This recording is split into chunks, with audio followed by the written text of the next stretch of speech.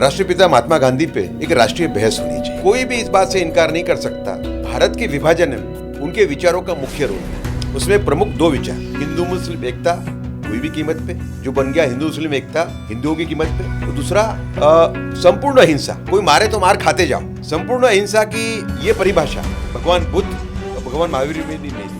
क्या नुकसान हुआ उस दौर में इस वजह? नहीं, उससे नुकसान ही हुआ कि मुसलमानों ने उसका फायदा उठाया। 16 अगस्त 1946 को जिन्होंने कलकत्ता से किलिंग शुरू की, करीबन 8-10 हजार हिंदुओं को मार दिया। Direct action. Direct action. बराबर एक साल में भारत का विभाजन हो गया। बमुश्किल एक साल। एक साल के अंदर, साल से 1-2 दिन पहले ही 14 अगस्त 1947 को पाकिस्तान का निर्माण हो गया। तो जिन्हें कोई मालूम था कि अगर मैं हिंसा करता हूँ तो कांग्रेस मेरे सामने टिक नहीं पाएगी, वो घुटने टेक दे। जो मुस्लिम तुष्टीकरण गांधी जी के बाद में आया, उसने देश का बहुत बड़ा नुकसान किया, उसने मुस्लिम जाति का भी नुकसान। अगर महात्मा गांधी देश के राष्ट्रपिता हैं तो वीर सावरकर हमारी राष्ट्रीय सुरक्षा के पितामह। आजाद भारत में क्या होना चाहिए था? मुसलमान ने तो पाकिस्तान ले लिया। पाकिस्तान मांगने वाले कौन थे? भारत के मुसलमान, आज के यूपी के बिहार के ज्यादा थे। उसमें मेजोरिटी चाहते थे पाकिस्तान। इस बात से कोई इनकार नहीं कर सकता। जो भी आंकड़े आए उसमें तो वो तो दिख रहा है, स्पष्ट दिख रहा है। तो उसके बाद में क्यों हमको 3 मंदिर नहीं मिलने चाहिए थे भाई? काशी, मथुरा और राम मंदिर क्यों नहीं मिलने चाहिए थे? अगर नेहरू को अबुल कलाम आजाद ने क्यों नहीं रोका भाई? क्यों नहीं कहा कि नहीं भाई इतने साल के बाद में कोई 3 मंदिर तो मिलने चाहिए? क्यों नहीं कहा? अबुल कलाम आजाद ने क्यों नहीं कहा? ये संकेत ये देता है कि आप मुस्लिम इंटरेस्ट को आप प्राधान्य दे रहे थे, पैन इस्लामिस्ट हो आप। उनका पाकिस्तान का विरोध को इस रूप में देखना कि राष्ट्रवादी थे, गलत है। अबुल कलाम आजाद कांग्रेस में रह के विचारों मुसलमानों को प्रोटेक्ट कर रहे हैं, मुसलमानों के लिए स्पेशल ट्रीटमेंट मांग रहे हैं। ये बात का संकेत पहली बार सरदार पटेल ने दिया था। ये जब बात सरदार पटेल ने कही महात्मा गांधी भी हल गए। दोस्तों नमस्कार, मैं अमित कुमार और आप देख रहे हैं दी भगवा पर आज से खास पॉडकास्ट शो की शुरुआत हो रही है।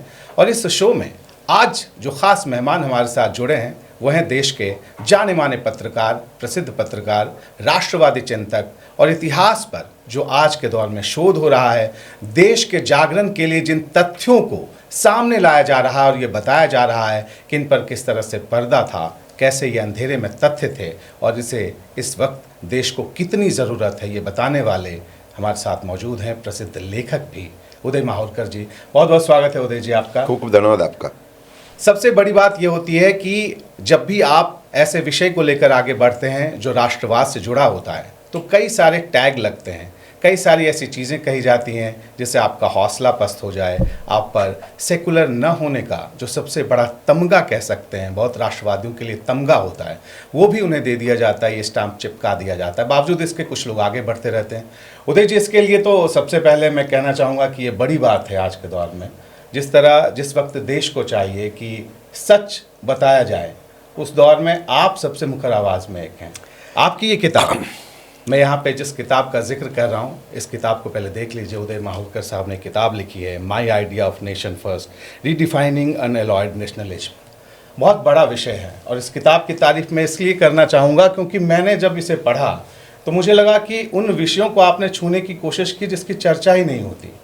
सबसे बड़ा जो विषय मुझे लगा और जो शब्द लगे, मैंने देखा योगी आदित्यनाथ जी, मुख्यमंत्री उत्तर प्रदेश के, उन्होंने शुरुआत में अपनी तरफ से अपनी बातें रखी हैं इसमें, और हेमंत बिस्वा शर्मा जी जो कि असम के मुख्यमंत्री हैं, दोनों ने 2 अहम बातें की। पहली बात योगी आदित्यनाथ जी ने लिखी है, उन्होंने स्वामी प्रणवानंद जी का जिक्र किया और आपके लेख का उदाहरण देते हुए, और उन्होंने ये कहा कि उन्होंने भक्ति और शक्ति की बात कही थी और कहा था कि एक हाथ में भक्ति, एक हाथ में शक्ति, क्योंकि अगर दोनों किसी भी व्यक्ति के पास न रहे, बड़ा काम जो करने चला है, तो फिर सारी व्यवस्था उसकी जो होती है वो नष्ट हो जाएगी।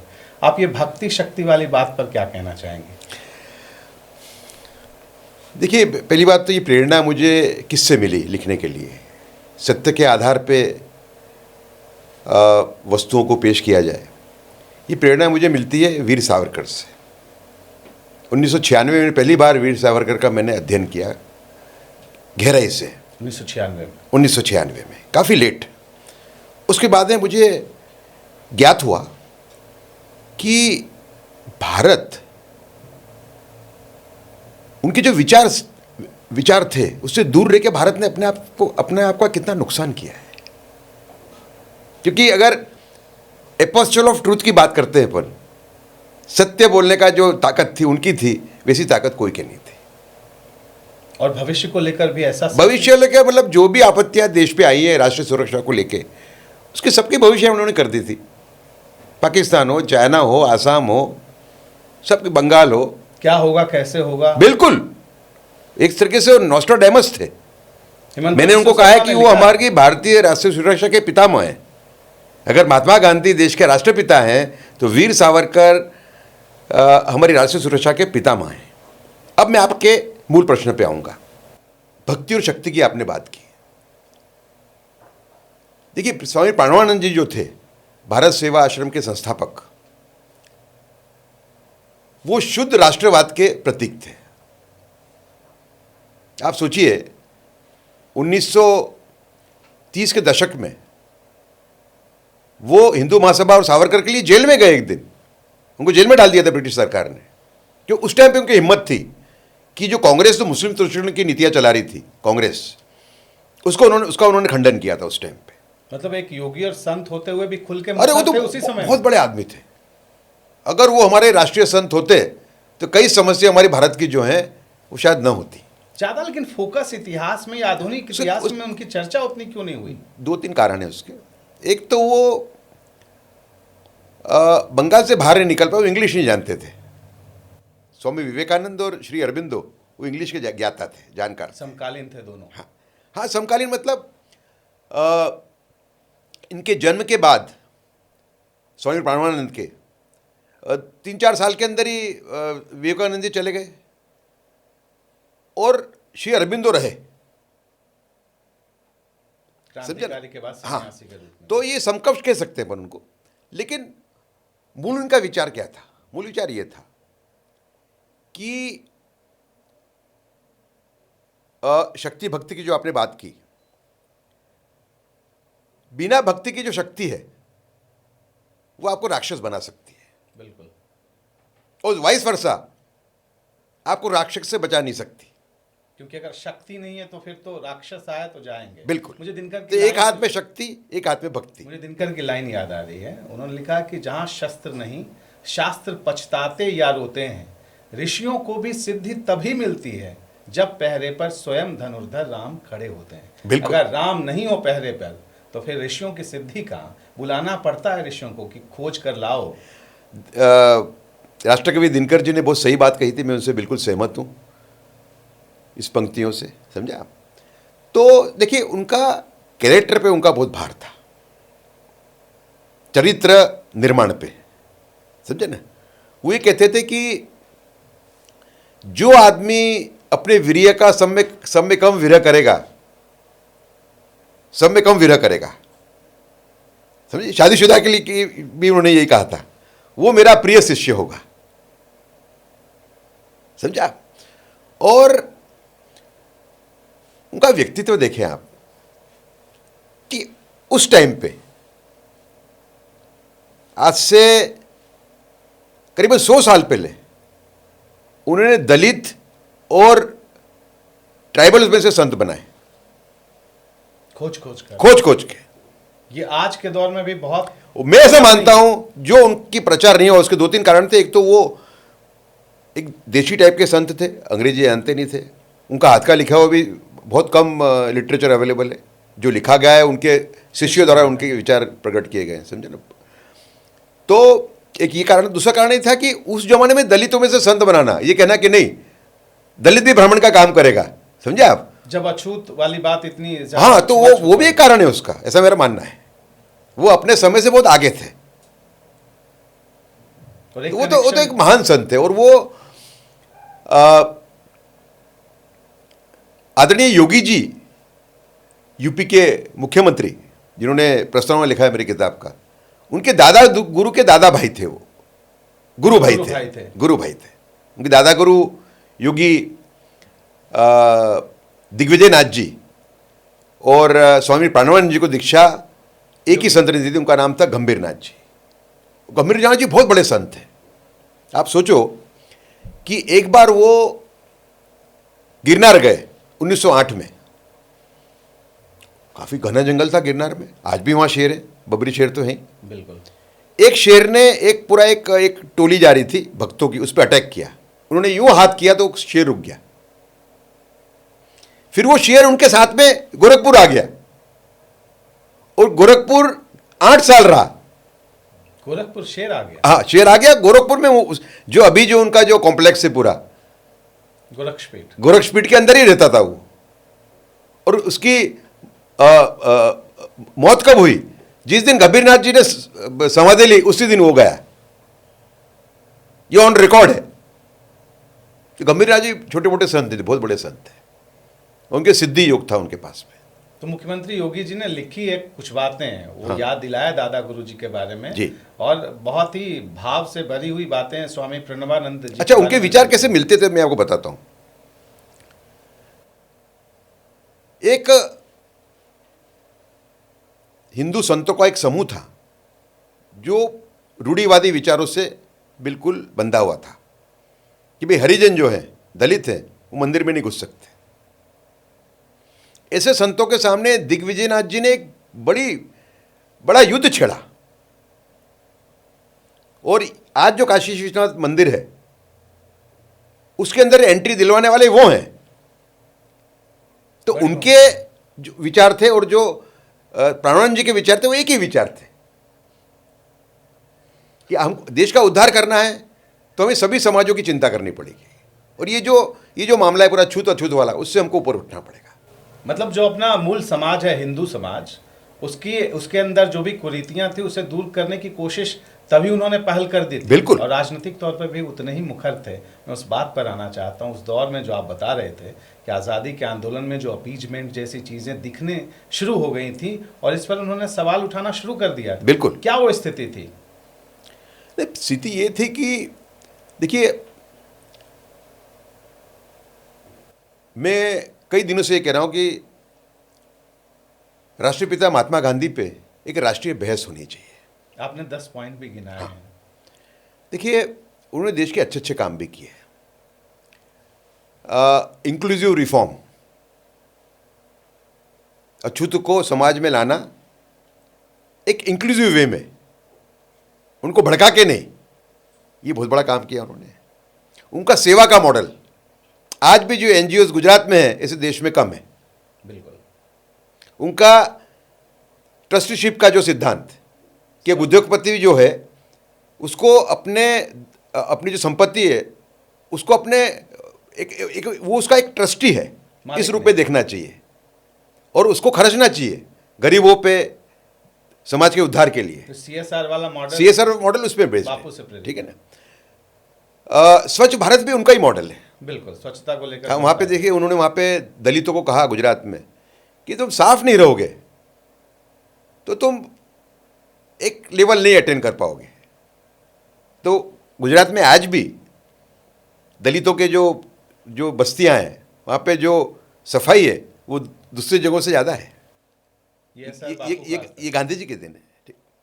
लेकिन कोई भी इस बात से इनकार नहीं कर सकता कि भारत के विभाजन में उनके विचारों का मुख्य रोल था। उसमें प्रमुख 2 विचार, एक हिंदू मुस्लिम एकता कोई भी कीमत पे, जो बन गया हिंदू मुस्लिम एकता हिंदुओं की कीमत पे, और दूसरा संपूर्ण अहिंसा, कोई मारे तो मार खाते जाओ। संपूर्ण अहिंसा की ये परिभाषा भगवान बुद्ध और भगवान महावीर में नहीं दी है, जो एपोस्टल माने जाते हैं नॉन वायलेंस के, उनने भी ये परिभाषा नहीं दी है। क्या नुकसान हुआ उस दौर में इस वजह से? नहीं, उससे नुकसान ही हुआ कि मुसलमानों ने उसका फायदा उठाया, मुसलमानों ने पूरा उसका फायदा उठाया। आपको लगता है जिस तरह की चीजें आप देखिए ना, 16 अगस्त 1946 को जिन्होंने ने कलकत्ता से किलिंग शुरू किए, करीबन 5-10 हज़ार हिंदुओं को मार दिया। डायरेक्ट एक्शन, ठीक है। बराबर 1 साल में भारत का विभाजन हो गया। मुश्किल 1 साल के अंदर, 1 साल से 1-2 दिन पहले ही 14 अगस्त 1947 को पाकिस्तान का निर्माण हो गया। तो जिन्ना को मालूम था कि अगर मैं हिंसा करता हूं तो कांग्रेस मेरे सामने टिक नहीं पाएगी, वो घुटने टेक देगी। तो जो मुस्लिम तुष्टीकरण गांधी जी के बाद में आया उसने देश का बहुत बड़ा नुकसान किया है, उसने मुस्लिम जाति का भी नुकसान किया है। मैं उस बात पे आऊंगा। हाँ। उस समय मौलाना अबुल कलाम आज़ाद थे, उनकी भूमिका को लेकर कांग्रेस के अगर किसी समर्थक से या नेता से बात करें तो राष्ट्रवादी मुसलमान के रूप में उनकी ख्याति रही, ऐसा वो कहते रहे। क्या भूमिका थी? क्योंकि बाद की स्थितियों में कई सारी ऐसी बातें सामने आई कि कुछ ऐसे तथ्यों पे उन्होंने खुद पर्दा डाला, जैसे हिजबुल्लाह पार्टी वाली बात, 1913 की बात आपने उन्होंने उसका जिक्र ही नहीं किया है अपने आत्मकथा में। और ये कोलकाता वाले पैक्ट की बात, जो अच्छा। हिंदू मुस्लिम पैक्ट देखिए, वाली बात। अबुल कलाम आज़ाद कांग्रेस में रह के मुसलमान विचारों, मुसलमानों को प्रोटेक्ट कर रहे हैं, मुसलमानों के लिए स्पेशल ट्रीटमेंट मांग रहे हैं, ये बात का संकेत पहली बार सरदार पटेल ने दिया था। खुल के कहा था? खुल के तो नहीं कहा था, लेकिन संकेत दिया था उन्होंने। गांधी जी को तो बोला ही था उन्होंने। जो लास्ट जो उनका हुआ 1946 के अंदर, जब उन्होंने एक ऐसा पत्र लिख के दे दिया कांग्रेस वर्किंग कमेटी की परमिशन बगैर कि अगर भारत का विभाजन रोकने के लिए अगर ये व्यवस्था आती है जिसमें कि भारत का राष्ट्रपति 5 साल मुसलमान होगा, 5 साल हिंदू होगा, और भारत के आर्मी का चीफ वो भी 5 साल हिंदू होगा, 5 साल मुसलमान होगा, रोटेशन से। ये जब बात सरदार पटेल ने कही महात्मा गांधी भी हल गए, पता ही नहीं था। और फिर उन्होंने उनको बाध्य किया छोड़ने के लिए तैयार नहीं थे। वो प्रेसिडेंटशिप कांग्रेस की 1946 में छोड़ने को तैयार नहीं थे, जबकि उसी समय देश में अराजक स्थिति बनी। हाँ बिल्कुल, उनका ये था, उनको होगा कोई एम्बिशन उनका, उनको बाध्य किया महात्मा गांधी ने। एक अच्छी बात है महात्मा गांधी की लास्ट में। लेकिन कुल मिला के महात्मा गांधी का ये जो सिद्धांत था, हिंदू मुस्लिम एकता कोई भी कीमत पे, वो एक तरीके से लोडेड गन बन गया जिन्ना के लिए। उन्हें पता चल गया जैसे कि वंदे मातरम है ना, वंदे मातरम के को जो घटा दिया गया, दो स्टांजा के अंदर उसको सीमित कर दिया गया, वो भी अपीसमेंट ही था, वो जिन्ना का अपीसमेंट ही था, समझो। अभी भी वैसी तो वही बात कह अच्छा, रहे थे। आप इनकी बात कर रहे थे अबुल कलाम आज़ाद की, तो अबुल कलाम आज़ाद जो पूरा एक पिक्चर आ रहा है, जो मेरा जो चैप्टर है इसके अंदर कि अबुल कलाम आज़ाद और देवबंद स्कूल बिल्कुल पाकिस्तान की नज़रों से, इसने इस बात को स्पष्ट कर दिया है कि अबुल कलाम आज़ाद जो राष्ट्रवादी के रूप में अपने आप को करते रहे, उसका मूल कारण था इस्लाम को एक तरीके से प्रोटेक्ट करने का, उसके इंटरेस्ट प्रोटेक्ट करने का। कैसे?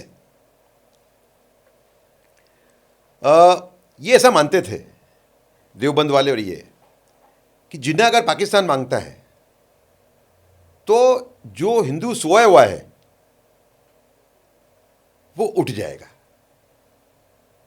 और फिर हमारा जो पूरे भारत को इस्लाम में परिवर्तित करने का हमारा जो एक वो है मिशन है, वो उसमें बुरी तरह से आहत हो जाएगा। और इसका प्रूफ कैसे मिलता है? अहमद हुसैन मदनी, जमीयत उलेमा हिंद के फाउंडर, संस्थापक, वो देवबंद के एक मेन उलेमा, इन्होंने 1945 की जो देवबंद कॉन्फ्रेंस हुई दिल्ली में, उसमें क्या कहा? उसमें उन्होंने कहा कि ये जिन्ना मुसलमानों के लिए एक अलग देश मांग के इस्लाम की बहुत बड़ी कुसेवा कर रहा है। हमारा हक है इस पूरी भूमि पे तबलीग करने का। तबलीग का मतलब क्या होता है? दावत देना सबको और सबको बनाना, कन्वर्ट करना।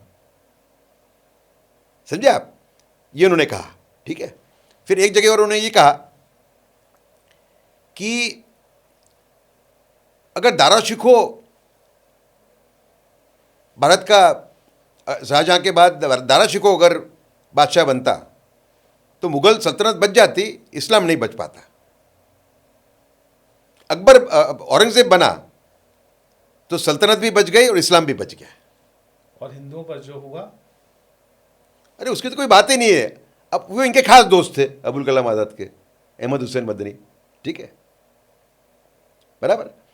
दूसरा एक मेरे पास ऑडियो आया है, इसके अंदर उसका जिक्र नहीं, लेकिन है मेरे पास में, जिसमें एक देवबंदी मौलवी तकरीर कर रहा है और ये कह रहा है कि आज तबलीग जमात अगर है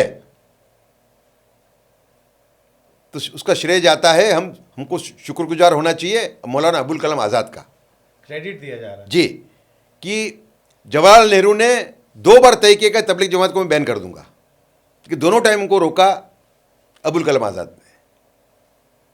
फिर बंगाल पैक्ट की बात की मैंने आपसे, 1923 में देशबंधु चित्तरंजन दास ने कांग्रेस के बिहाफ पे बंगाल के मुसलमानों के साथ में एक पैक्ट किया जिसको कहा जाता है बंगाल पैक्ट। अब इसमें जो कंसेशन दिए गए, जो रियायत दी गई, 2 बेहद अहम ऐसी दी गई कि आप सोच नहीं सकते। मतलब उसमें तो लिखने वाले ये लिखते हैं कि उनका जो मुस्लिम तुष्टिकरण था वो गांधी जी से भी 2 स्टेप आगे था। उसमें 2 उसके जो बताऊंगा मैं आपको, उसमें 2 जो करार का जो 2 फीचर्स हैं। एक है कि कलकत्ता मुस्लिम कॉरपोरेशन के अंदर 80% रिजर्वेशन मुसलमानों के लिए होगा नौकरियों में, 20% में बाकी लोग। दूसरा, गौ हत्या करना या नहीं करना ये मुसलमान को तय करना है, हिंदू इसमें नहीं बोलेगा कुछ, उनकी दया पर है। उनकी दया पे वो करना है, ना करे तो अच्छी बात है, वो करे तो भी ठीक है। तो इसको अगर आप दूसरी साइड देखो, इसका मतलब ये हो गया कि अगर भारत को एक रखना था तो उसकी कीमत क्या होती? मुसलमानों को छूट मिलनी चाहिए गौ हत्या करने की, और 80% नौकरियां उनके पास। हाँ। दूसरा, तस्कीरा नाम की उनकी किताब है, तस्कीरा, उसमें उन्होंने अकबर को उन्होंने कंडेम किया है। मैं अकबर को लिबरल रूलर मानता हूँ। मैं लगातार देखता हूँ कि अकबर के बारे में आपने नहीं, देखो अब मेरी बात सुनो, 350 साल हिंदुओं पे अत्याचार हुए, उसके बाद में कोई आता है शासक और ये कहता है कि भाई कर से मंदिर नहीं टूटेंगे, कल से हिंदू जो है जजिया टैक्स नहीं भरेंगे। तब दिल्ली सल्तनत के बाद राहत हाँ अकबर के समय में मिली। अकबर के समय पहली बार राहत मिली ना हिंदुओं को। मैं उस पे और जब औरंगजेब ने 1679 में जब ये टैक्स अपने जजिया टैक्स रीइम्पोज किया तो शिवाजी ने लेटर क्या लिखा है, शिवाजी महाराज ने औरंगजेब को ये लिखा है, बहुत खास शब्द है कि आपको अपने परदादा से अकबर से आपको प्रेरणा लेनी चाहिए। कि जगत गुरु वाला शब्द, जगत गुरु शब्द उन्होंने यूज किया है। तो शिवाजी महाराज ने जी औरंगजेब को लिखी चिट्ठी में अकबर के लिए जगत गुरु शब्द यूज किया, जगत गुरु शब्द ये किताब में जिक्र है, है ना। तो मैं उस पे आऊंगा। शिवाजी तो बहुत बड़े पॉलिटिशियन थे, वो रणनीतिकार थे, तो उन्होंने उसको खुश करने के लिए भी लिखा होगा, लेकिन उन्होंने ये जरूर लिखा कि आपको प्रेरणा अपने परदादा से लेनी चाहिए। जो पेंटर है वो एक है, वो अलग अलग चित्रों में अलग अलग कलर डाल रहा है, इतना ही फर्क है। पेंटर एक ही है, ऊपर वाला एक ही, ऐसा कहने का भावार्थ था जो छत्रपति शिवाजी महाराज ने कहा उस पत्र में उसका। लेकिन उसके पीछे कई भावना हो सकती है, आप ये मानते हैं कि रणनीति भी हो सकती है? नहीं, रणनीति तो रणनीति जगत गुरु शायद उन्होंने ज़्यादा लिख दिया होगा, लेकिन वो तो क्या रणनीतिकार थे ना बहुत बड़े, समझो आप। हाँ, तस्कीरा का आप जिक्र कर रहे थे। हाँ, तस्कीरा के अंदर उन्होंने अकबर को कंडेम किया है, और तक़वियतुल ईमान जिस पे एक चैप्टर इस किताब में, लास्ट चैप्टर उस किताब पे है। इसी किताब एक वहाँ भी यानी देवबंदी पढ़ाते हैं अपने मदरसा के अंदर कि जो सभी हिंदू रीति रिवाजों को का खंडन करती है, कंडेम करती है, भर्त्सना करते हैं। हाँ बिल्कुल, हेट्रेड, समझो ना आप। ये मदरसे में पढ़ाई जा रही किताब अभी भी पढ़ाई जा रही है, 250 साल से पढ़ाई जा रही है। इस लेख को लिख के मुझे 10 साल हो गए, आज भी पढ़ाई जा रही है वो किताब। तो इस पे बात नहीं होती क्या मालूम, अब मैंने तो लिख दिया, मेरा काम कर दिया, सरकार का काम है आगे का काम। तो इस किताब का जो लेखक है उसका नाम है शाह इस्माइल देहलवी। ये शाह वलीउल्लाह, जिसकी वजह से पानीपत की तीसरी लड़ाई हुई, जिसने अहमद शाह अब्दाली को लेटर लिखा, पत्र लिखा कि तुम हर साल आके यहाँ लूट के चले जाते हो, आओ तुम यहाँ पे सत्ता परिवर्तन करो। भाई यहाँ पे तो मुसलमान राज नाम का ही है, यहाँ पे तो मराठे और जाट राज कर रहे हैं। अफगानिस्तान से आओ। नहीं, अफगानिस्तान आता ही था, वो तो पंजाब लूट के जाता था हर साल। 1747 में उसे लूटना शुरू किया, वो आता था पंजाब पंजाब में कुछ लूट के चले जाता था 1-2 साल के अंदर। फिर उसको लेटर लिखा गया, मैं मानता हूँ 58 में लेटर लिखा गया उसको, या 57 के एंड में 58 में, और फिर आया वो ये तैयारी करके कि मैं इनको खदेड़ दूंगा मराठों को। तो पानीपत की लड़ाई शाह वलीउल्लाह के वजह से हुई थी। उसका ये प्रपौत्र था, पौत्र था अपने शाह इस्माइल देहलवी, जो जिसने बुलाया अहमद शाह अब्दाली को कि आओ अफगानिस्तान से ही रहना है अब, हाँ, उसका ये पौत्र था, पौत्र। पौत्र। हाँ, उसने ये किताब लिखी थी जो हिंदू रीति रिवाजों को के लिए बिल्कुल, उसमें एक तरीके से हेट्रेड को क्या बोलोगे आप हिंदी में? हेट्रेड है, घृणा, घृणा, घृणा है। तो बच्चे का और ये किताब पूरी दुनिया में पढ़ी जाती है, सऊदी अरेबिया में बड़ी फेमस है ये। मेन स्ट्रीम वहाँ भी जो है वो भी इस किताब को मेन किताब मानते हैं। तो ब्रेन वॉश कर देती होगी। तो किताब अगर मदरसे में लगातार पढ़ाई जाए किताब, बिल्कुल, तो देश में रहने वाले बहुसंख्यक हिंदुओं के प्रति क्या भावना हाँ, लेंगे? बिल्कुल, बिल्कुल। जो मुस्लिम समाज के बच्चे उन मदरसों में उस किताब को पढ़ते हैं। हाँ, बिल्कुल। तो मद्रासे में पढ़ते हैं वो तो गए अपने हाथ से। मदरसे में जो नहीं गए देवबंदी, वो शायद थोड़े आप उनको ये मान सकते हो कि वो मध्यम वर्गीय है। और ये बरेलवी देवबंदी वाला क्या है? नहीं, देखिए बरेली में कैसा होता है मैं आपको बताता हूँ।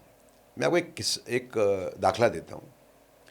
देखिए आखा तीज के दिन हमारे यहाँ सोइंग ऑपरेशन शुरू होते हैं खेत में। क्या बोलते हैं, बोने का काम शुरू होता है। आखा तीज उत्तर भारत में क्या बोलते हैं मालूम नहीं मुझे। किस महीने में वहाँ होता है? ये मई महीने में आखा तीज आता है, आखा तीज। जी। उस टाइम पे ये बोनी शुरू होती है खेत के अंदर। तो गांव में अगर नॉन देवबंदी मुसलमान है तो ये कहेगा, बरेलवी वाला है, कि भाई ये लोग कर रहे हैं बराबर है, साइंटिफिक ही अपना तो सब, मैं भी उस दिन करूंगा। वो कहेंगे नहीं, ये हिंदू कर रहा है इस दिन अपने को नहीं करने का। ये फर्क है। इतनी कट्टरता है यहाँ कट्टर, बिल्कुल कट्टरता। प्रसाद नहीं खाना, उसमें भी शेड्स हैं, देवों में शेड्स हैं। तो जब देश को देखो अल-फलाह वाला भाग एकदम छोटा है, जो आतंकवाद फैला के इस्लाम को फैलाना चाहता है, इस्लाम को का विस्तार करना चाहता है, वो भाग छोटा है। बड़ा भाग है उन लोगों का कि जो चाहते हैं कि भारत में इस्लाम फैले, लेकिन आतंकवाद का सहारा नहीं लेंगे हम, ऐसा मानने वाले हैं। और उसमें एक उसके हाँ, और उसके अंदर एक थोड़ा सहिष्णु वर्ग भी है जो मुख्य धारा में आना चाहता है। ऐसा भी वर्ग है जो मदरसा में नहीं गया है। तो आप जो बीच के रास्ते की बात करते हैं और 3 तरह के आप बोलते हैं कि अगर मुस्लिम समाज और हिंदू समाज एक ही मुख्य धारा में सब साथ होकर चलें तो ये करना चाहिए। 3 तरह की जो आप बात करते हैं मुसलमानों को कैसे, हाँ, तो मुसलमान 3 भाग में बटे हुए हैं कि एक है मोस्ट कट्टरवादी, एक है लेस कट्टरवादी, और एक है सहिष्णु। सहिष्णु को साथ में रखना पड़ेगा। जो लेस कट्टरवादी है उनको कंट्रोल करना पड़ेगा, उनके लिए मुख्य धारा का रास्ता खुला रखना पड़ेगा, और जो मोस्ट कट्टरवादी उनसे लड़ना पड़ेगा। यही रास्ता हो सकता है, यही रास्ता है। हाँ बिल्कुल। आप देखिए कश्मीर के अंदर अगर 10 आतंकवादी के हाथ से 10 लोग मरते हैं अगर, तो 2 कम से कम मुसलमान होते हैं उसमें। उनकी जगह कहाँ रखोगे आप? उनका ख्याल रखना होगा, बिल्कुल रखना होगा। और जो उस समाज में जो लोग देश के लिए काम कर रहे हैं उनको देखिए पहलगाम में भी आप देखो ना, पहलगाम के अंदर हम ये हाईलाइट करते कि वो पोनी वाले मिले हुए थे, कुछ वहाँ के लोकल मिले हुए थे। तो आपको ऐसा देखना पड़ेगा कि कम से कम 40 पोनी वाले थे जो मिले हुए नहीं थे। उसमें कई लोगों ने मदद की। जब ये कांड हुआ पूरा, उन्होंने काफ़ी मदद की, उठा उठा के लाए औरतों बच्चों को, समझे आप। एक वो पूना की एक बेटी थी, उसके पिताजी को मार दिया गया, तो उसने तो कहा कि मेरा पोनी वाला और मेरा टैक्सी वाला वो मेरे लिए भगवान है, बयान दिया था। हाँ, तो आपको मुसलमान समाज को के लिए जो अच्छे हैं उनके लिए जगह रखनी पड़ेगी। आप उनको सबको कंडेम नहीं कर सकते, वो तो उनको एक करने की बात है। मतलब और एक होते तो बड़ा खतरनाक है। बरेलवी देवबंदी बन जाता है, देवबंदी कभी बरेलवी नहीं बनता। जो कट्टरवादी है वो कभी मॉडरेट नहीं बनता, मॉडरेट वो कट्टरवादी हो जाता है। ये पैटर्न है कन्वर्जन की, इंटरनल कन्वर्जन जो होता है उनमें। उन दोनों को एक करना हो तो बहुत बड़ा खतरा है, ऐसे खाली नहीं है बिल्कुल। देखिए, देवबंदी जो हैं, जिनको वहाबी भी कहते हैं, जिसमें देवबंद, तबलीग जमात, उनकी मिशनरी विंग और अहले हदीस नाम की एक दूसरी एक तंजीम है, ये तीनों मिलके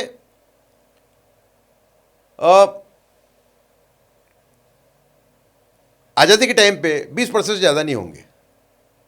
आज ये 40 से 50% के बीच में है लगभग। बिल्कुल। कांग्रेस ने इनको पनाह दी, कांग्रेस ने हमें देवबंद वालों को ही सपोर्ट किया, समझे आप? और ये जो जमीयत उलेमा हिंद के बारे में पहले कई लोग कहा करते थे राष्ट्रवादी संस्था, लेकिन मदनी साहब का जो बयान हम सुन रहे हैं हाल के कुछ सालों में, नहीं, राष्ट्रवादी का तालिबान पे, कभी आप आईएसआईएस पे, मेरी बात हाल के सुनो, दिनों में- राष्ट्रवादी है ही नहीं संस्था, वो गलत बात है ना। वो तो कहाँ से राष्ट्रवादी संस्था होगी? ये बातें वो कहाँ तो से- बात स्ट्रेटेजी है उनकी, वो आप स्ट्रेटेजी को आप सही मान लो तो गलत बात है ना। वो तो स्ट्रेटेजी है उनकी, बाकी उनका काम तो भारत विभाजित रहे उस पर उनका पोषण है।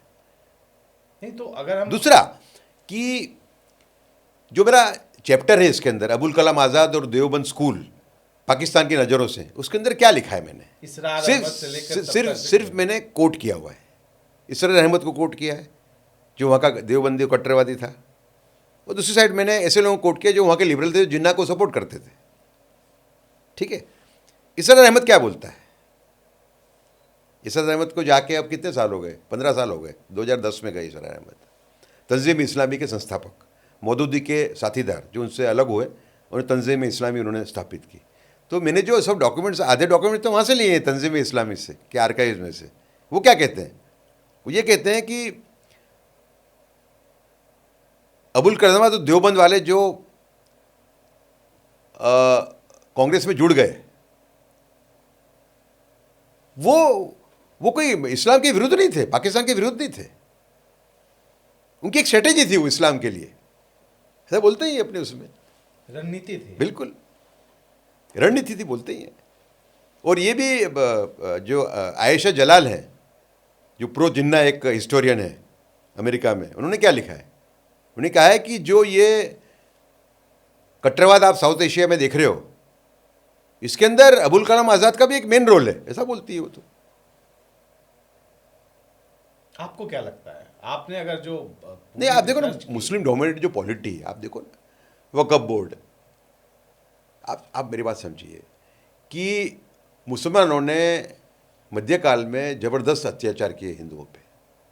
उसमें एक दौर आया बाद में जहाँ हिंदू मुस्लिम एकता थोड़ी सी दिखने मिली हमें अकबर के बाद में। औरंगजेब के बाद फिर से कट्टरवाद आ गया। उसके बाद में मराठों का एक हुआ है, तो उसमें फिर से एक सॉफ्ट पूरा इस्लाम सामने आया। तो जो मुस्लिम डोमिनेटेड पॉलिटी है, इतना होने के बाद भी क्या होना चाहिए था? आज़ाद भारत में क्या होना चाहिए था? मुसलमान ने तो पाकिस्तान ले लिया। वो पाकिस्तान मांगने वाले कौन थे? भारत के मुसलमान, आज के यूपी की, बिहार के ज़्यादा थे उसमें। वोटिंग में 86%, हाँ, 20% वोटिंग था, और उसके भीतर 86% ने मुस्लिम लीग का, ऑलमोस्ट 87%। हाँ, 87। नहीं, अपन ये नहीं कहेंगे कि 100% अगर वोट करते तो वो भी 87% करते, ऐसा हम नहीं कह रहे, लेकिन मेजोरिटी चाहते थे पाकिस्तान। इस बात से कोई इनकार नहीं कर कि सकता, जो भी आंकड़े आए उसमें तो वो तो दिख रहा है। स्पष्ट दिख रहा है। तो उसके बाद में क्यों हमको 3 मंदिर नहीं मिलने चाहिए थे भाई? काशी, मथुरा और क्या बोलते हैं, राम मंदिर क्यों नहीं मिलने चाहिए थे? अगर नेहरू को अबुल कलाम आज़ाद ने क्यों नहीं रोका भाई? क्यों नहीं कहा कि नहीं भाई, इतने साल के बाद में कोई 3 मंदिर तो मिलने चाहिए? क्यों नहीं कहा? अबुल कलाम आज़ाद ने क्यों नहीं कहा? ऑन द कॉन्ट्री, जो अच्छे अच्छे हिस्टोरियंस थे, राष्ट्रवादी हिस्टोरियंस थे, जदुनाथ सरकार, रोमेश चंद्र मजुमदार, इनको एक तरीके से दरकिनार कर दिया गया। आप समझे? मैंने तो इतिहास की वो किताब पढ़ी है जिसमें लिखा गया है कि पता नहीं गाय को पवित्र मानने की इस अविवेकी प्रवृत्ति की शुरुआत कहाँ से हुई। ऐसे शब्द हमने अपने टेक्स्ट बुक में पढ़े। हाँ, तो वो अबुल कलाम आज़ाद का, देखिए, अबुल कलाम आज़ाद एक बहु इस्लामवादी विचार के व्यक्ति थे, पैन इस्लामिस्ट थे, इसमें अब कोई शंका नहीं है। इस चैप्टर के बाद में कोई शंका नहीं। हाँ, हिजबुल्लाह पार्टी उन्होंने फॉर्म की 1913 में, उसका उल्लेख ही नहीं है उनके आत्मकथा में। क्यों नहीं है भाई? और ये प्रपोजल देना ब्रिटिशरों को कांग्रेस वर्किंग कमेटी के ऊपर जाके उनको अंधेरे में रख के रोटेशन में प्रेसिडेंसी होगी और रोटेशन में आर्मी की जनरलशिप होगी, क्या क्या संकेत देता है ये संकेत ये देता है कि आप मुस्लिम इंटरेस्ट को आप प्राधान्य दे रहे थे, पैन इस्लामिस्ट हो आप। उनका पाकिस्तान का विरोध को इस रूप में देखना कि राष्ट्रवादी थे, गलत है। एक चीज उनके जो कारण थे पाकिस्तान का, देखिए इसमें और मैं गहराई में जाऊंगा कि देखिए ये लोग कांग्रेस में क्यों आए। देवबंद का जो गठन है वो दिसंबर 1866 में हुआ देवबंद में, समझा, आज का सहारनपुर डिस्ट्रिक्ट, ठीक है। वही दौर है जब दयानंद सरस्वती ने परावर्तन की बात शुरू कर दी थी, रिकन्वर्जन की। उसी एरिया में उनका क्षेत्र क्या था दयानंद जी का, पश्चिमी उत्तर प्रदेश, वही था, वो वहाँ पे हरियाणा, जमुना के उस पार, वही उनका क्षेत्र था, समझे ना। तो मेरा ऐसा अनुमान है कि ये लोग जो कांग्रेस में आए उसका डर था आर्य समाज। उनको लगता था कि 80% मुसलमान जो भारत में है वो हिंदू जैसे मुसलमान हैं, वो वापस चले जाएंगे, क्योंकि हिंदुओं ने उनको लिया नहीं, इसके लिए बेचारे मुसलमान बन के बैठे हुए हैं अभी। अगर हम एक बड़ा नेटवर्क मदरसा का और मस्जिदों का नहीं खड़ा करते पूरे देश में, भारत, हाँ, इनको कट्टरवाद की तरफ ले जाने के लिए, किनको, हिंदू जैसे मुसलमानों को, उसके पहले अगर ये परावर्तन ये रिकन्वर्जन मूवमेंट, शुद्धि का मूवमेंट शुरू हो गया तो इस्लाम यहाँ ख़त्म हो जाएगा। और उसमें उनको दिखे गांधी, तो गांधी के थ्रू उन्होंने आर्य समाज को कंट्रोल किया। श्रद्धानंद जी ने रिकन्वर्जन मूवमेंट बंद कर दिया था 3-4 साल के लिए, गांधी जी के प्रेशर में, गांधी जी के कहने से। पर जब उनको मालूम पड़ा कि मुसलमान इसका फ़ायदा उठा रहे हैं और मुसलमान दलितों को कन्वर्ट करने के लिए एक बहुत बड़ी चाल चल रहे हैं, ये उनको मालूम पड़ गया कहीं से, तो उन्होंने रिकन्वर्जन मूवमेंट शुरू कर दिया 1923-24 के आसपास, और गांधी जी से वो अलग हो गए, ठीक है। फिर उनको मरवा दिया इन लोगों ने, कट्टरवादियों ने। रशीद नाम का जो आदमी है जिसने उनको मार दिया, वो तो अहमदाबाद का था, वो तांगे वाला था अहमदाबाद का, हायर किया गया था। उसको 5000 रुपये दिए थे इन्होंने, तबलीग जमात के लोगों ने दिए थे। ये जो खिलाफत आंदोलन हुआ था और उसमें सशर्त था कि देश का आंदोलन देश का है, देश की आज़ादी का है, और हम शर्तों पर आपको समर्थन देंगे और उसे स्वीकार कर लेना, ये तो गांधी जी की बहुत बड़ी गलती है। ये तो गांधी जी की बहुत बड़ी गलती है, बहुत बड़ी गलती है। मुझे इस किताब पैन इस्लामिज्म को बढ़ावा देने का सबसे बड़ा काम गांधी जी ने किया, खिलाफत को सपोर्ट करके। फिर सिलसिला बन गया, बिल्कुल। तो आज जो हिंदू मुस्लिम प्रॉब्लम है उनमें गांधी जी के विचारों का मेन रोल है, ऐसा मैं मानता हूँ स्पष्ट। आपने एक जगह तुलना की है, आपने पंडित दीनदयाल उपाध्याय और बापू की तुलना की है और कहा है कि बहुत सारी चीज़ों में बताया कि दोनों में समानता है। ग्राम स्वराज की बात हो, पंचायतों की बात हो, बहुत सारे आपने वैसे तथ्य गिनाए हैं, लेकिन आपने ऐसे 10 पॉइंट्स बताए हैं जो आपने ये लिखा है कि अगर पंडित दीनदयाल उपाध्याय होते उस दौर में तो कम से कम ये तो एक्सेप्ट नहीं करते। हाँ, तो बिल्कुल सही बात है। मेरा कहना ये है कि पंडित दीनदयाल उपाध्याय जो हैं वो आरएसएस के और बीजेपी के ओरिजिनल आइकॉन हैं। अब खुद विचार उनके गांधी जी से मिल सकते हैं, उनकी जो आर्थिक विजन थी, दृष्टि थी, वो मिलती थी गांधी जी से। ग्राम वाली जो विलेज डेवलपमेंट की जो थी दृष्टि, वो मिलती थी, है। लेकिन ऐसे कई हिस्से, कई मुद्दे हैं जिसपे वो दोनों अलग थे एकदम। मुस्लिम तुष्टिकरण की बात हो तो वो ऐसे 10 एग्जाम्पल मैंने दिए कि ऐसे 10 काम जो दीनदयाल उपाध्याय कभी ना करते, जो गांधी जी ने किए। तो मेरा कहने का मतलब ये है कि आरएसएस को अपने ओरिजिनल आइकॉन को वैलिडेट करने के लिए गांधी जी का उपयोग नहीं करना चाहिए, ये मेरा कहना है। तो कई संगठन जो संघ के हैं, संघ परिवार के, जैसे स्वदेशी जागरण मंच में उदाहरण देता हूँ, और भी संगठन है जो बाकायदा जब कार्यक्रम होता है तो उनके प्रोटोकॉल में होता है कि गांधी जी की भी तस्वीर वो मंच पर लगाते हैं। तो आपको क्या लगता है कि बापू के विचारों पर तो कई संगठन, संघ में भी बहुत ज्यादा एक्सेप्टेंस, उनकी सादगी को लेकर, उनकी ग्रामीण स्वराज वाली चीजें गांधी जी की बड़ी थी, ऐसा ना नहीं बोल सकते अपन, लेकिन आपका जो ओरिजिनल आइकॉन है ये आपका गांधी है, जहाँ तक सिंबल का सवाल है, उसको आप फिर वो दूसरों से वैलिडेट क्यों कर रहे हो, जिसके वजह से भारत का विभाजन हुआ, जिसके विचारों की वजह से? वो तो गलत बात है ना, समझो आप। आपने संघ किया, कहने के आपको बैलेंस करना पड़ेगा। आपने खुल अगर ये लोगों का फोटो भी रखते हैं तो साथ में ये भी कहें जो मैं कह रहा हूँ, ठीक है, फोटो रखते अच्छी बात है, ये भी कहें कि गांधी जी के ये काम अच्छे थे और ये काम गलत थे, ये तो कोई बोलता ही नहीं है। तो मेरा ऐसा मानना है कि भारत को अगर महान देश बनना है ना, जिसकी भविष्यवाणी विवेकानंद, श्री अरबिंदो, स्वामी परमानंद, ये सभी संतों ने की थी, तो उसके लिए गांधी जी पे राष्ट्रीय बहस बहुत ही आवश्यक है। रास्ता क्या होगा फिर?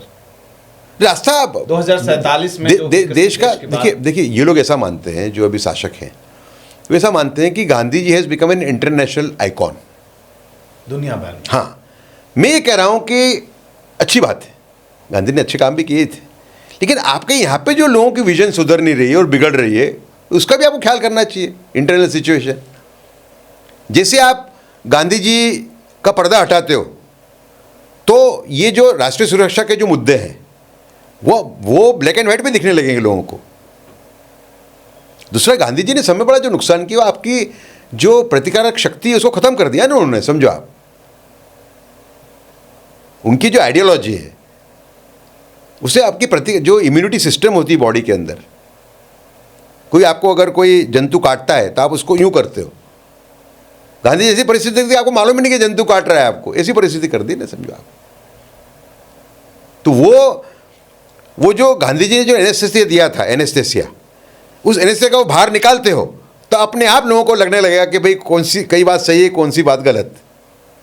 उस दौर में बाबा साहब भी तो अपने विचार रख रहे थे जो उन्होंने मुसलमानों को लेकर कहा है। मुझे कई बार ऐसा लगता है, आपने भी उसका जिक्र किया कि संघ परिवार की सोच और डॉक्टर अंबेडकर साहब की सोच, बाबा साहब अंबेडकर की सोच, वो दोनों एक धरातल पर कई जगह पर मिलती हुई नजर आती है। वो तो लिखा ही है अपन ने, इसमें लिखा ही है अपन ने। तो क्या लगता है जो मैं तो कहूँगा कि अंबेडकर जी मुसलमानों पे जरूरत से ज़्यादा कठोर है, मैं तो कहूँगा। सावरकर भी इतने कठोर नहीं थे जितने बाबा साहब हैं। आपने कुछ उदाहरण दिए उस तरह के? ना, लिखा ही है मैंने इसके अंदर। वो तो बोलते थे कोई भी मुसलमान भारत को वफादार हो ही नहीं सकता। आज जो दलित और ऐसा वो जो बोलते थे कोई भी मुसलमान वो भारत को वफादार नहीं हो सकता, ये तो सोच गलत है। मदरलैंड वाला शब्द भी यूज किया था उन्होंने। हाँ, उन्होंने किया, समझा। देखिए आपको एक बात समझना पड़ेगा कि आज भी आर्मी में मुसलमान हैं और देश के लिए लड़ रहे हैं, संख्या पहले कम होगी। और ऐसे एक नाम का एक आर्मी जवान था, 2018 में उसको आतंकवादी ने बुरी तरह से मारा, बिल्कुल, जम्मू कश्मीर में, है ना। उसके बाप ने बोला मेरे दोनों बच्चे, दूसरे बच्चे भी आर्मी में जाएंगे और बदला लेंगे। बिल्कुल, वो इसी देश के हैं। हाँ, तो ये तो आपको उनके लिए जगह रखनी पड़ेगी ना, समझो आप। नहीं, जगह तो देश के नागरिक है तो जगह और सावरकर ने भी कहा ही है ना। सावरकर ने क्या कहा है? सावरकर ने अपनी किताब में जो लोग अकबर को पूर्ण रूप से खंडन करते हैं अकबर का, वो जाने कि सावरकर की जो किताब है हिंदुत्व, उसके अंदर भी सावरकर ने अकबर और शाहजहां को और अकबर और दारा शिकोह को इनडायरेक्टली उनको पॉजिटिवली दिखाया एकदम। और सावरकर जी और भी कुछ ऐसी घटनाएं और खबर आती है तो प्रेज करते हुए नजर आते हैं कि अच्छा कदम है। नहीं, ऐसा है कि लास्ट में सावरकर क्या हो गया, जो हिंदू औरतों पे अत्याचार हुए, हिंदू औरतों पे जो अत्याचार हुए पार्टीशन राइट्स के टाइम पे, उससे बड़े आहत हो गए थे। उस टाइम पे उन्होंने कई चीज़ें ऐसी की आपत्तिजनक, मुसलमानों के लिए कुछ चीज़ें आपत्तिजनक थी उसमें, समझा। जैसे उन्होंने कहा कि छत्रपति शिवाजी ने जिस औरत को छोड़ दिया था, मुसलमान औरत को, उनको रख लेना चाहिए था। अगर वो रख लेते तो ये मुसलमानों की हिम्मत नहीं होती। आज के बारे में माँ शब्द यूज किया था छत्रपति शिवाजी महाराज ने। तो वो उनकी मानसिक स्थिति खराब हो गई थी, उसमें बहुत अत्याचार हुए ना उसके अंदर। तो समझो आप, हिंदू औरतों पे जो अत्याचार है उसकी कोई सीमा ही नहीं है, खास करके पंजाब में, समझे आप। तो उससे आहत हो गए थे। अदरवाइज उनकी जो पॉलिसी स्टेटमेंट उनका बड़ा क्लियर है कि आज़ाद भारत में सभी धर्म और सभी जातियों को समान अधिकार होगा, समानता। हाँ, एक स्टेप नहीं, कोई लड़ाई तो समानता की थी ना, विशेषाधिकार किसी को नहीं। जब वो गए लाहौर 1938 में, हिंदू महासभा के अध्यक्ष के रूप में जो पूछा गया, पत्रकारों ने पूछा उनको कि भाई आप और जिन्ना देश को धर्म के आधार पर तोड़ने पे क्यों तुले हुए हो, तो क्या जवाब दिया उन्होंने? उन्होंने कहा कि आपका प्रश्न ही गलत है, मेरी लड़ाई समान अधिकार की लड़ाई है, I am for equal treatment for all, well Jinnah wants more and more concession for Muslims at the cost of Hindu rights. कहा ही उन्होंने। तो बोलने की इनकी शैली कठोर थी एकदम। बोलने की शैली भारत के अंदर क्या है कि कठोर शैली लोग सुन नहीं पाते ज़्यादा, क्योंकि शैली कठोर थी बोलने की।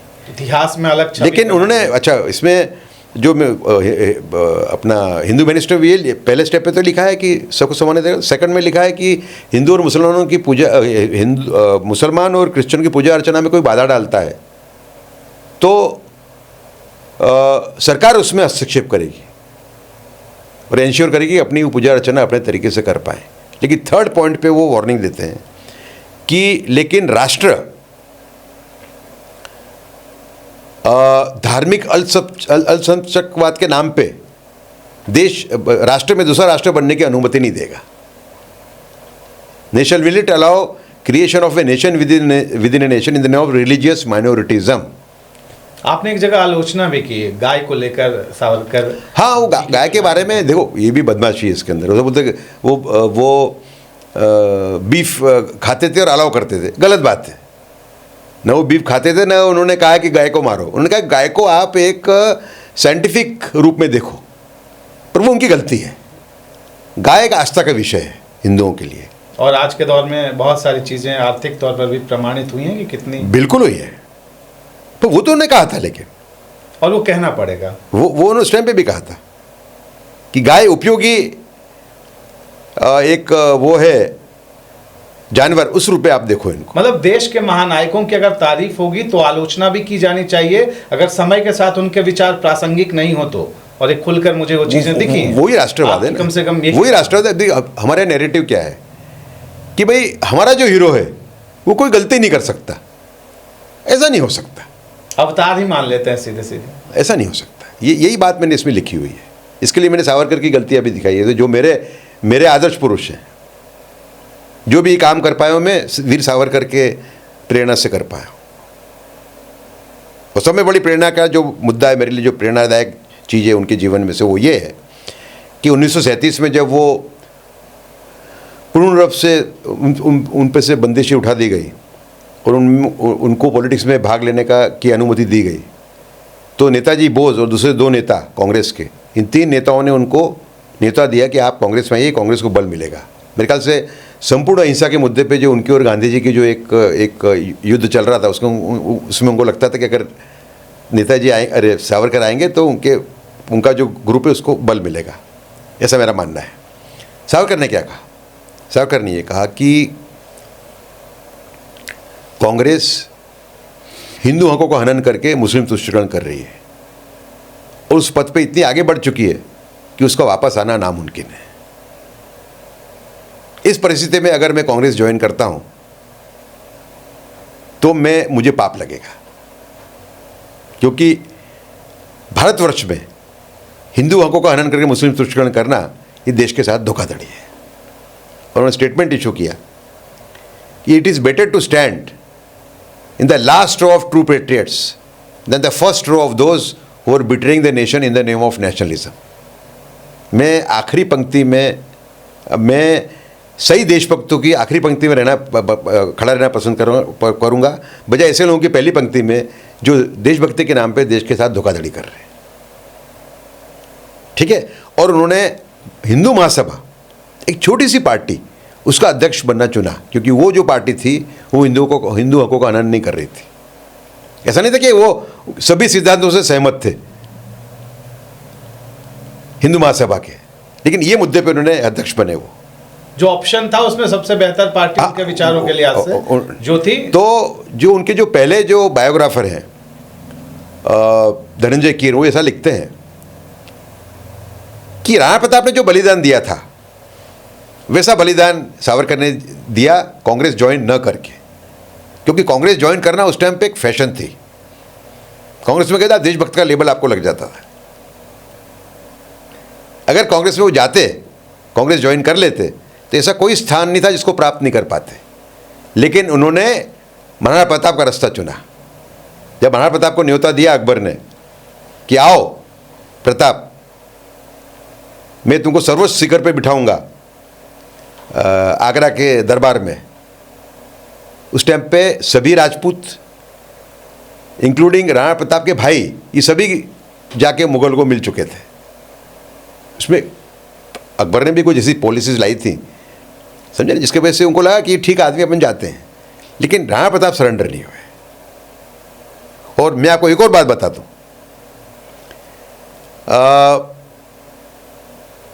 राणा प्रताप अंत में जीते,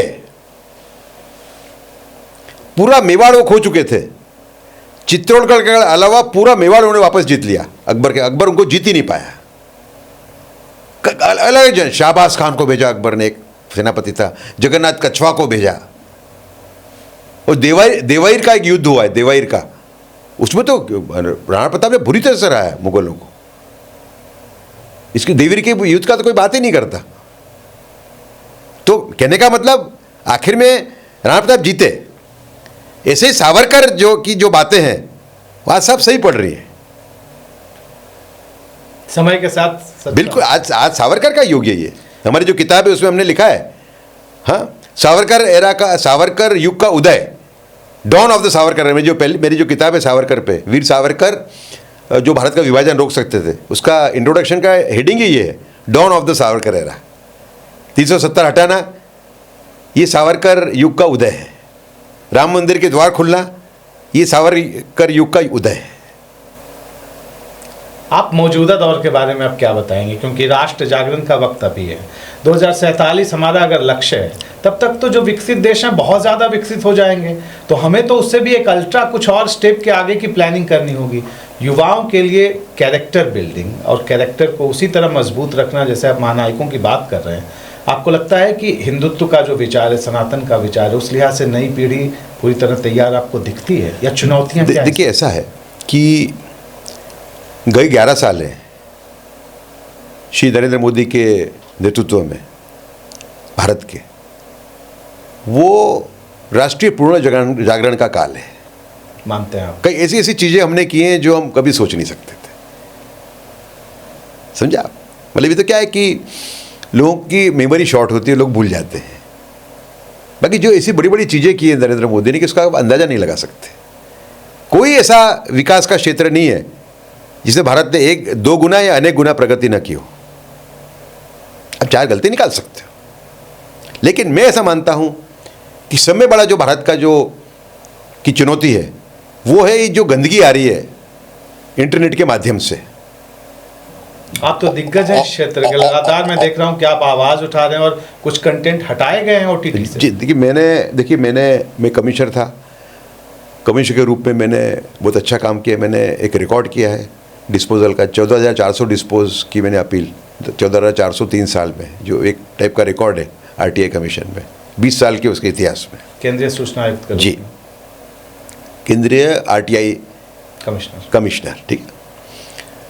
लेकिन फिर मैंने कहा कि देश का कुछ बड़ा काम करना है, और मैंने इसको पकड़ा, क्योंकि मेरे पास जो पूरा एक व्यू था वो ये था, और अब तो मैंने प्रूव कर दिया है कि अधिकांश जो रेप हो रहे हैं देश के अंदर, बलात्कार, वो कंटेंट की वजह से हो रहे हैं।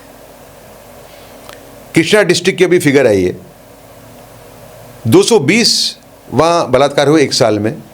220, उसमें 80% जो बलात्कारी थे वो 18 साल के नीचे के लड़के थे, वो पोर्नोग्राफी देख के कर रहे थे। गए 8 महीने के अंदर ऑन रिकॉर्ड, कम नहीं इससे ज़्यादा ही होंगे, 15 केसेस हैं जब भाई ने बहन पे बलात्कार किया हो पोर्नोग्राफी देखने के बाद। 10 केसेस हैं जब बाप ने बेटी पे किया हो पोर्नोग्राफी देखने के बाद। और एक केस इतना भयंकर राजस्थान का, जहाँ बेटी ने शराब पी के और पोर्नोग्राफी देख के अपनी माँ पे बलात्कार किया। और रोज किससे आ रहे हैं ये। और दूसरे जो स्लम्स के जो बड़ी खराब हालत है, छोटे बच्चे पर बलात्कार कर रहे हैं। 13 साल का लड़का 8 साल की लड़की पे कर रहा है, 10 साल का लड़का प्रयत्न कर रहा है 5 साल की लड़की पे करने का। तो परिस्थिति खराब है। तो ये भारत की समय बड़ी चुनौती है मेरा स्पष्ट मानना है कि भारत ने कई प्रतिज्ञाएं ली गए 10 सालों में माननीय प्रधानमंत्री के नेतृत्व में। भारत एक और प्रतिज्ञा ले कि भारत विश्व का पहला विकृत सामग्री मुक्त देश बनेगा। India will become the first poverty content oblique pornography free country in the world. क्या ये संभव है? बिल्कुल संभव है, इंटरनेट के बिल्कुल संभव है। एक एक कंटेंट फिल्टर किए जा सकते। मैं आपको बता, आप सोचिए कि खाड़ी के देशों में सिंगापुर में जो हमारे यहाँ गंदगी आ रही है उसके मुकाबले से 10% आ रही है, 15%। कैसे हो रहा है? भारत के बड़े बड़े प्रोडक्शन हाउस कंटेंट बना रहे हैं। हाँ बिल्कुल। और ये OTT पर उपलब्ध। नहीं, अमेजोन सब यही परोसते हैं, मात्रा कम ज़्यादा होगी। तो ये नेटफ्लिक्स, अमेजोन, हाँ सब। मेरी तो ये है ना अपील, मेरी रिट है सुप्रीम कोर्ट के सामने।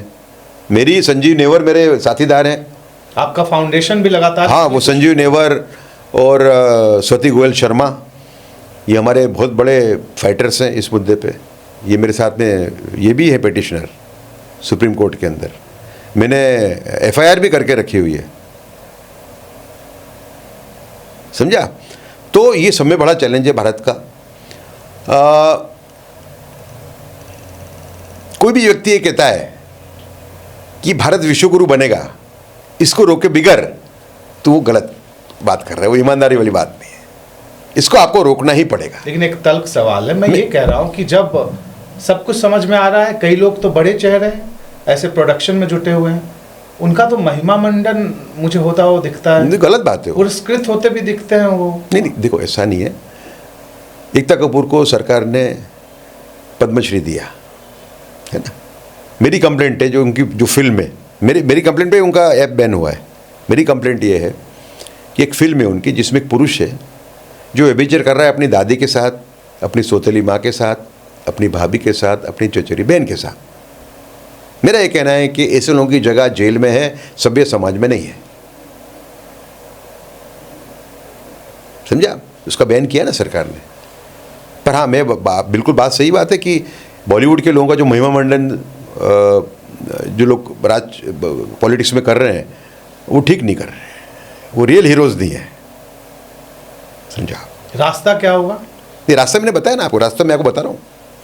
देखिए, AI के 2 एक्सपर्ट मेरे पास आए थे अभी। उन्होंने कहा मुझे कि बहुत सिंपल काम है ये, सरकार एक कानून लाए और बाध्य करे इंटरनेट प्रोवाइडर्स को, जियो को, एयरटेल को, वोडाफोन आइडिया को, MTNL को, इनको बाध्य करे कि आपके कनेक्शन से एक भी अश्लील चित्र जाएगा नहीं, तो जाता है तो आपको हम शिक्षा करेंगे। उन्होंने कहा कि AI के उपयोग से it is very easy to ensure कि एक भी गंदा चित्र न जाए। समझा? अभी तो स्थिति है। दूसरा, एक indecent representation of woman into bracket prohibition act है, उसके 3 साल की सजा है। वो सजा बढ़ा के 10 साल की कर देनी चाहिए। पहले से कानून मौजूद है, बढ़ाना है। हाँ, 10 साल की। अरे और उसमें अटैचमेंट ऑफ प्रॉपर्टी का भी उसमें एक प्रावधान होना चाहिए, और 3 साल तक बेल न मिले। तो मुझे कोई ने कहा कि भाई 3 साल तक बेल, ये तो आतंकवादियों के लिए प्रावधान है। मैंने कहा ये सांस्कृतिक आतंकवादी, उससे भी खराब है। जो नुकसान अलाउद्दीन खिलजी, तुगलक, लोधी, बाबर और औरंगजेब नहीं कर पाए, उससे ज़्यादा नुकसान ये लोग कर रहे हैं। कुछ ही सालों के अंदर हमारी संस्कृति खत्म हो जाएगी। कहा जा रहा है, मैं जो बता रहा हूँ अपना अनुभव बताया, लोग जो मिलते हैं वो कहते हैं कि गांव के अंदर तो स्थिति और भी खराब है। और भी खराब है, बहुत खराब। क्योंकि इंटरनेट वहां भी है, ये सारे अनफिल्टर्ड कंटेंट सब बच्चों के पास भी उपलब्ध है। कौन किस पे मेरी कैसे बात रोक सुनो, लगाएगा? प्रोमिस्क्यूटी, अनएथिकल सेक्स, रेप, ये इसकी मात्रा बढ़ती जा रही है, भयंकर बढ़ी। इस पर एक सर्वे होना चाहिए, सरकार इस पर सर्वे करे। मैं तो कहता हूँ सरकार करे ना सर्वे। मैंने तो प्रूव कर दिया, समझो आप। मेरे पास खूब सारे दाखले हैं, ऑर्डिनरी लेवल का सर्वे नहीं है, लेकिन दाखले इतने हैं कि आप कन्विंस हो जाओगे। और टेड बंडी, अमेरिका का समय बड़ा रेपिस्ट किलर, जिसको 1989 में मौत की सज़ा हुई थी, उसने एक इंटरव्यू दिया था मरने के पहले। उसने कहा कि मैं अच्छे घर में से आता था, अच्छे घर में पला बड़ा, है ना। लेकिन मुझे पोर्नोग्राफी देखने की आदत पड़ गई और उसके बाद मुझे रेप करने की आदत पड़ गई और एविडेंस डिस्ट्रॉय करने के लिए मैं औरतों को मार देता था। तो उसने 30 औरतों को रेप करके मार दिया और फ्लोरिडा जेल में उसको मौत की सज़ा हुई। तो यहाँ पे भी बलात्कार के आरोपी थे फ्लोरिडा जेल में। उसने लास्ट में ये कहा है अपने इंटरव्यू में, है इंटरव्यू ऑन रिकॉर्ड है, कि हम सब मिलके इस नतीजे पे पहुंचे हैं कि pornography is the main instigator of the rapist. Conclusion है, वी कंक्लूजन है। जो भी आदमी इस बात से इनकार कर रहा है या तो खुद पौन प्रेमी है, या तो उसका वो लाभार्थी है पैसे के रूप में। जैसे कि ये जो इंडस्ट्री है ये हर जगह पैसा भेजती है। मीडिया भी क्या कवर करता है इसको, खुल के रिपब्लिक ने कवर किया है इसको, बाकी मीडिया का कवर करता है। देखो आप क्यों नहीं करता मीडिया इसको कवर। कई प्रेस कॉन्फ्रेंस में कर चुका हूं गए 3 साल के अंदर, कई एक आध 2 जगह आया होगा, आज तक में एक आध बार आ गया होगा, 2 बार, कोई कवर ही नहीं करता है इसको। नए भारत में मीडिया की क्या भूमिका है, क्योंकि हिंदू मुसलमान के बहस वो भी अतार्किक, कई बार सिर्फ बहस, एक ही तरह की बहस। नहीं, आपको क्या लगता है कि आने वाले दिनों में क्या रास्ता होना चाहिए? जो नेशन फर्स्ट की बात की है जी, इसका अनुकरण करने की मीडिया को भी आवश्यकता है एक मोटे तौर पे। देश का नुकसान नहीं कर रहा। टीआरपी वाला जर्नलिज्म खतरनाक है। एक आदमी गलत न्यूज़ चला रहा है, उसकी टीआरपी बढ़ गई, आप भी उस न्यूज़ को चला रहे हो टीआरपी बढ़ाने के लिए। नहीं, गलत है उसको आप गलत साबित करो। इतनी हिम्मत होनी चाहिए यार। जिस देश में आपका जन्म हुआ है, हाँ, इतनी अच्छी संस्कृति में आपका जन्म हुआ है, आपकी इतनी कटिबद्धता तो होनी चाहिए ना भैया। सच को आगे बढ़ने के लिए आप कुछ भी कर रहे हो तो गलत बात है ना, समझो आप। इसके लिए कहता है देश सर्वोपरि है। सावरकर ने जो निर्णय लिया था कांग्रेस नहीं ज्वाइन करने का, उसमें से मैं प्रेरणा लेता हूं। सावरकर कांग्रेस में गए होते तो बड़े नेता बन जाते।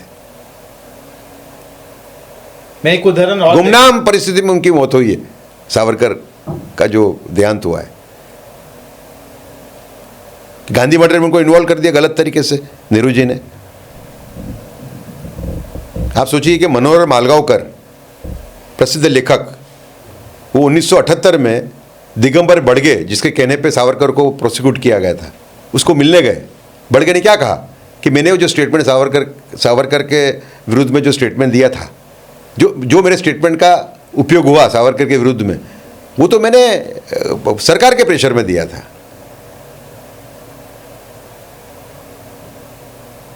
तो ऐसे नायकों की मौत गुमनाम हुई देश में।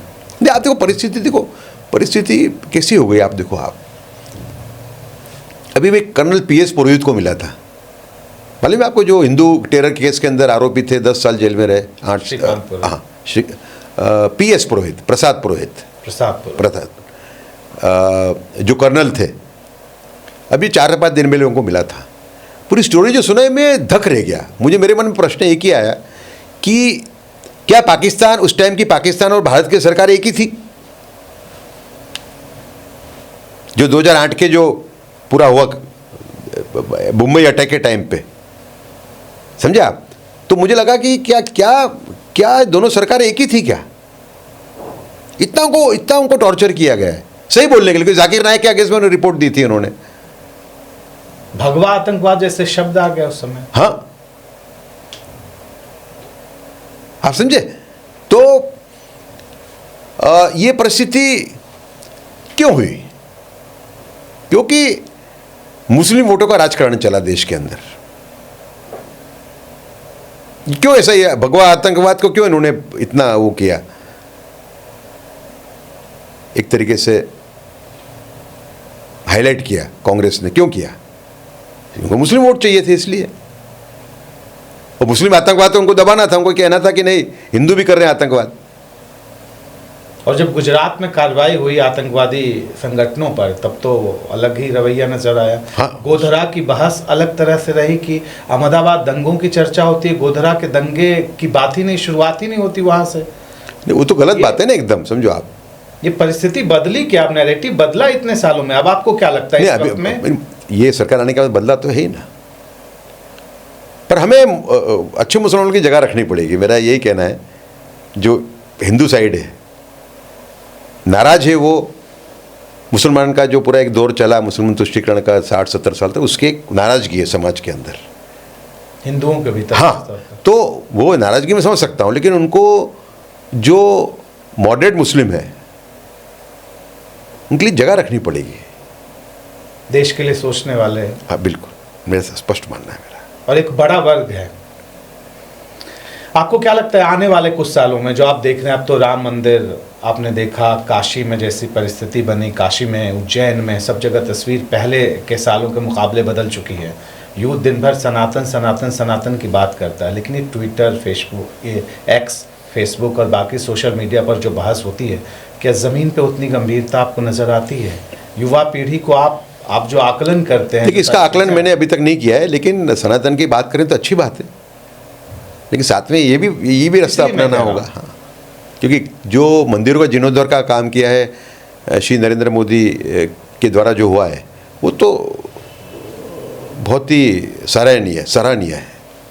कौन सा ऐसा काम लगता है जो मोदी सरकार को अब तक कर देना चाहिए था, अगर आपने अपनी दृष्टि देखी हो तो? अभी तक जो आपको उम्मीद ये जो कंटेंट आ रहा है, इस पे लॉ बन जाना चाहिए था, अभी तक बन जाना चाहिए। बाकी तो बहुत अच्छा काम है ना मोदी सरकार का। मूल्यों की का प्रस्थापना करना, ये एक बीजेपी का दायित्व होना चाहिए, क्योंकि आरएसएस से आप जुड़े हुए हो। गुरुजी के जो विचार हैं, गुरुजी ने क्या कहा था? आइडल मत बनाना, मूर्ति मत बनाना, मेरी मूर्ति मत बनाना। देश याद रहे कि हमारा जो ध्येय है, मतलब वर्शिप का, वो देश है।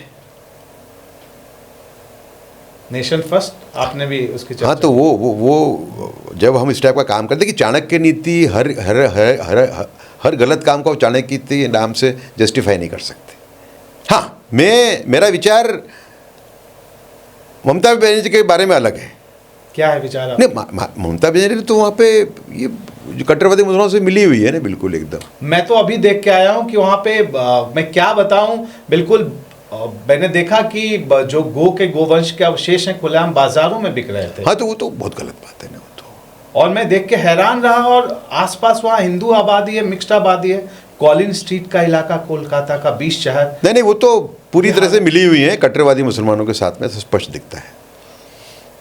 हिंदुत्व का एक चेहरा मेंटेन करती हैं, वो मंदिर बनवा देती हैं, करती हैं, लेकिन तो पूरा स्पष्ट है एकदम। उस केस में अगर आप स्टेप्स लेते हो ऐसे, तो जस्टिफाइड है। लेकिन लिए ज़्यादा जाते दिख नहीं रहे वहाँ पे। नहीं, ऐसा नहीं।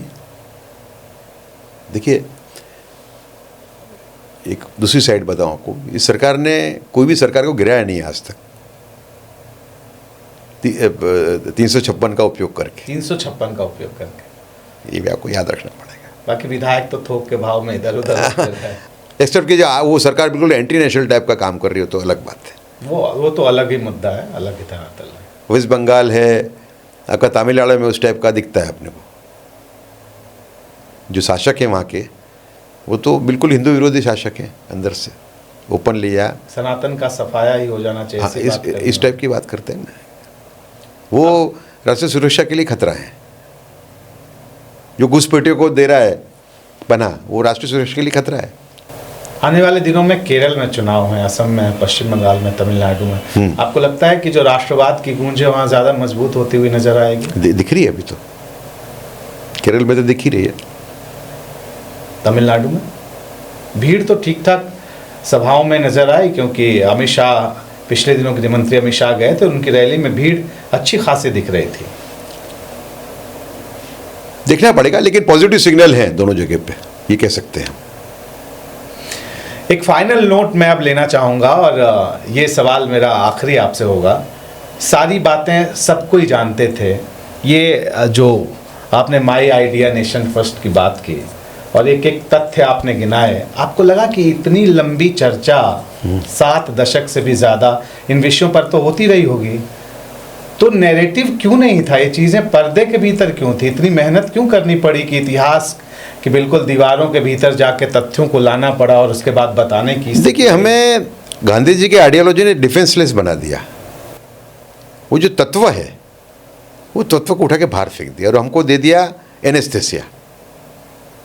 मतलब जो इंडियन का एलिमेंट, हाँ, तो दो एनएसएस अगर आपको बॉडी में दे देते हैं तो आप जागरूक नागरिक कैसे बन पाओगे? आप में एनएसएस चल रहा था अभी तक, जब बाहर निकलना शुरू हुआ धीरे धीरे।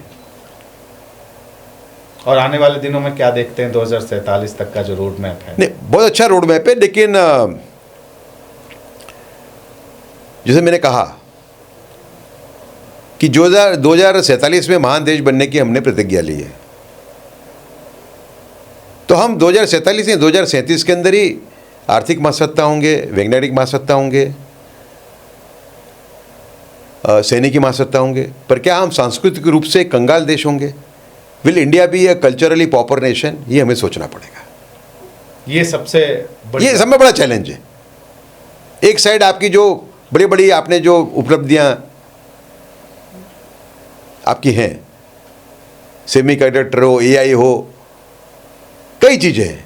आज प्लेन में आप अभी थोड़े दिन पहले मैं सोचता था कि भाई नांदेड़, मेरी कुलदेवी नांदेड़ में है, रेणुका परशुराम की माँ, ठीक है, नांदेड़ के पास में माहूरगढ़ नाम की जगह है। तो मैं सोचा कि कैसे जाऊँ, तो मालूम पड़ा कि अहमदाबाद से फ्लाइट है एक वीक में 3 बार नांदेड़। तो ये बड़े बड़े काम किए हैं इस सरकार ने, ऐसा नहीं है। नहीं, ये चीज़, लेकिन ये सब चीज़ें एक साइड पे, और एक साइड पे ये चरित्र निर्माण, कैरेक्टर नहीं हुआ तो ये कंडक्टर, सेमी कंडक्टर, सारी चीजें बिल्कुल किनारे रह जाएंगी। तो चरित्र, एक देश अपने चरित्र से, मैं आपको एक लास्ट एक दाखले देखिए, इस बात को अपन बंद करेंगे। नासिक में एक डॉक्टर है, नासिक में, उसका बच्चा उसके पीछे पड़ गया, बेटा करीबन 16 साल का, कि पापा मुझे हॉस्टल में डालो। उसको ये लगा कि मेरा बेटा जो है ये कहीं लगता है ये गे लग रहा है, तो उसने उसको भेज दिया साइकोलॉजिस्ट के पास। साइकोलॉजिस्ट को क्या बोला उसने मालूम है आपको? आप हल जाओगे। उसने बोला कि मैं पोर्नोग्राफी का इतना बड़ा एडिक्ट हूँ कि मेरी माँ और बहन के अंदर भी ऐसी तस्वीरें मुझे दिखती हैं, उस टाइप की फिगर दिखती है, वो मुझे मालूम है कि बहुत बड़ा पाप है ये, इसके लिए मेरे पिताजी के पीछे पड़ा हूँ कि मुझे यहाँ से बाहर निकालो। क्या हालत है ये देश की? 16 साल का लड़का। तो हमें ये गंदगी बंद करनी पड़ेगी। इसका एक ही रास्ता है कि जिस नल में से गंदगी आ रही है वो बंद हो। इच्छा शक्ति चाहिए देश के पास। विवेकानंद, श्री अरबिंदो, स्वामी परमानंद मेरे गुरु, इन लोगों ने भारत की महान देश बनने की भविष्यवाणी की थी। उसके अंदर रोड़ा आ रहा है, हमारी जवाबदारी है, हमारी सरकार की सबकी, उस रोड़े को हम हटाएं, वरना हम महान देश नहीं बन पाएंगे। तो बिल्कुल, तो आपने सुना उदय माहुरकर जी को, उन्होंने क्या बताया। अगर देश को महान बनना है और विकसित देश बनना है, विकसित भारत बनना है, तो सिर्फ पूंजी अर्थव्यवस्था का बड़ा हो जाना ही विकसित भारत की पहचान नहीं होनी चाहिए, बल्कि कैरेक्टर भी उतना ही मजबूत होना चाहिए। तो फिलहाल इस पॉडकास्ट में द भगवा शो में इतना ही। उदय जी बहुत बहुत शुक्रिया आपका। धन्यवाद आपका। धन्यवाद।